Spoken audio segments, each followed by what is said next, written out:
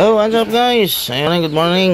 Ay, kayo nanonood ngayon sa tambayan ni Jong Tech TV at Ambay TV. Ayan, at meron tayong pasyente ngayon, isang Bluetooth, Link Beats ulit yung kanyang brand, tower type siya.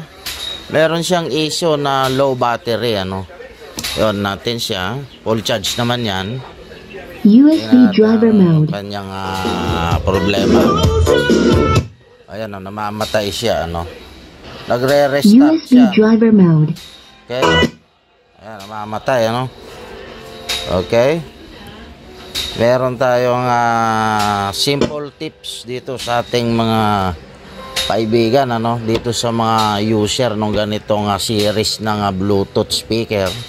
KTS series din ito, iba-iba lang yung brand niya. Ito ay Link Beats. Yung iba KTS series, iba-ibang model din siya. Ayan yung kanyang kabuuan. So solusyonan natin yung kanyang problema. At ito madalas mabili sa mga market ngayon at pinagkakaguluhan ito ng ating mga katambay sa market. Itong mga tower type na Bluetooth na ganito. Ayan, meron siyang magkabilang ilaw sa side. Meron din dun sa babang ilaw. Ayan, umiilaw siya. Pag binolyoman natin siya ng lampas 20, Ayan. Namamatay na siya sa 20. Ayan, USB driver mode. Ayan, pag binaba natin volume, magpe-play uli yan, Ayan siya. Mamamatay.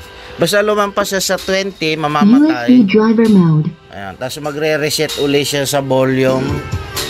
Babalik siya sa pinakamababa. Ayan. Tapos solusyonan natin ito, katambay. I-off muna natin siya. Tinanggal naman na natin yung kanyang tornilyo,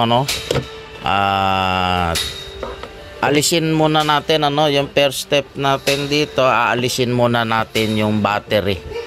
Ayan, tutuntunin natin yung battery. Ito yung kanyang battery. Kunin muna natin yung kanyang wire niya, ito siya.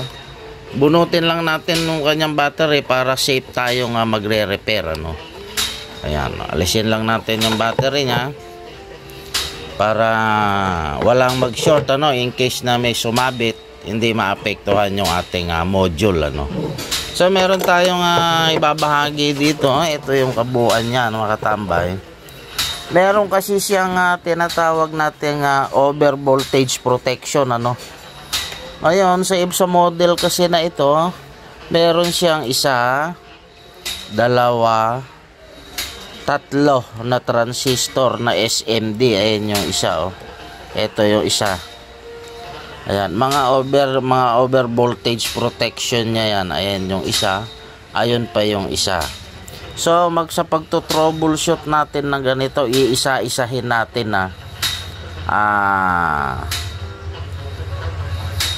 iisa-isahin natin sila kung sino yung salarin sa kanila, may kinalaman. Bakit nag-auto off low battery yung ating device, yung ating module, nagpo-protect siya. Detect niya yung ating battery low bat.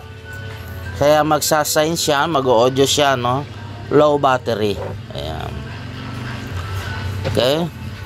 So, ang uunahin natin pupunta na tayo doon sa direkta, Sa aking experience kasi sa mga ganitong Bluetooth speaker, sa pagre-repair ko nito na ganitong model na ganyan, agpo-focus ako, huhugutan natin siya ng mga bulb.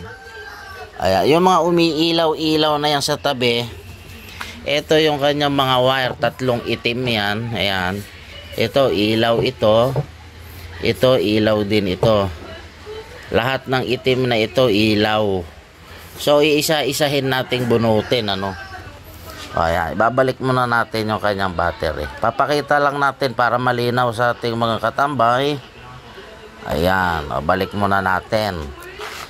I-on natin siya, Bubunot tayo ng isang bulb. Ayan, i-on natin para maliwanag. Lahat ng itim na yan ilaw. Ayan. Bunutan natin. Ayan. Tapos on natin siya, test natin. Tingnan natin yung magiging response niya, USB driver mode. Okay? Volume natin. Namamatay pa rin siya, no? So, ang gagawin natin, off lang natin siya. Ibalik natin yung tinanggal nating bulb. Ayan. Yung isa naman ang bubunutin natin ngayon. Ito naman. Tingnan natin para malinaw. Ayan. On natin siya. Tayo natin siya mag-power. USB driver mode. Testing natin ulit.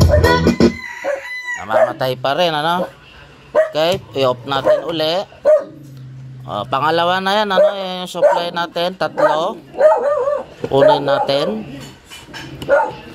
Na-test na natin yung isa. Na-test natin to, walang response, no? Sa pangatlo, kukunin natin itong pangatlo. Ito na yung huli. Ito na yung huling supply niya. Bunutin natin. Ayan, okay? Test tayo uli. On natin. Tingnan natin yung kanya magiging USB driver mode. response. Ano kung magdediretso siya.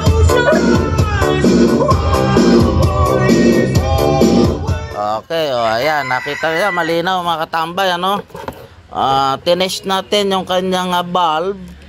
Sa number 3, nagdiretso siya. So, ito ang salarin, ano? Itong bulb na to, yung sinusuplayan niya sa ilalim. Papunta rito sa harap. Isa yan, merong isa dyan na shorted na siya, no? Kaya nagiging kaagaw siya ng supply ng ating module system. So binunot natin una, hindi siya nakuha dyan. Binaklas natin yung pangalawa, hindi pa rin. Itong pangatlo, dyan siya nagdiretso. Kahit isagad natin ngayon yung kanyang volume, nakuha siya, no? Nag-response siya na maganda. So alisin na natin ito. Ayan. Kunin natin siya, buhol na lang natin na ganyan. Para palatandaan natin na hindi na siya kasali muna. Ayan, okay. Testing natin siya, sound check tayo kahit na maiksi lang. Para maging malinaw sa ating mga katambay. Sa aking experience, bagay natin, dito nagkakaproblema yan sa mga bulb. Kaya naglo-low battery yung ating USB Bluetooth na yan, ano. Tower type, ano, na speaker system. So, sound check natin. Pili na lang tayo ng ating sounds para hindi tayo mag-copyright. So, tayo na ibang sounds. Saka natin isasagad yung kanyang volume ngayon, ano. Throwing down on the ones and Okay. twos. Ayan. Yan na lang remix para hindi tayo copyright. Tsaka natin sasagad yung kanyang volume ngayon, ano. So ulitin ko, ano, yung pangatlong bulb na linya, ayan, no, yung kulay green, tinanggal natin. 3 yan na supply, na itim, mga wire, ito. Ito yung una, ito yung pangalawa. Ito na yung pangatlo, tinanggal na natin siya, no. Yung merong blue na pin. So, hindi na siya kasali. Ayan. Okay, sound check tayo. Ito yung blue. Binuhol na natin na ganyan, ano. Siya ang salarin, ano. Siya ang may kinalaman kung bakit naglo-low battery yung ating Bluetooth speaker system. Okay, sound check tayo. Volume natin siya, no. Ayan. Tabayan na lang natin. Wala nang cut-cut to, baka tambay, ano. Dire-diretso natin. Sound check natin ng maiksi lang na, ano, para lang makita natin.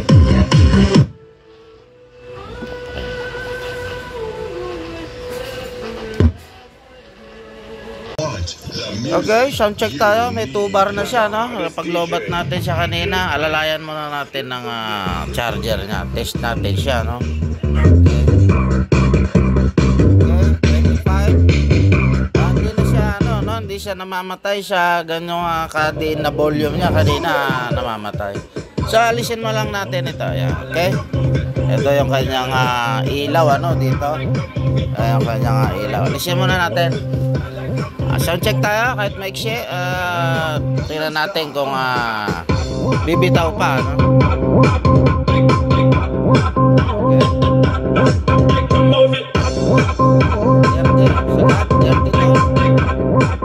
Okay. Sana nakatulong mga katambay yung ating mga munting tutorial sa ating mga katambay, ano? Ayan, kung nagustuhan mo ang ating video, huwag kalimutang i-like and i-subscribe. I-share mo na din at wala pong bayad yan.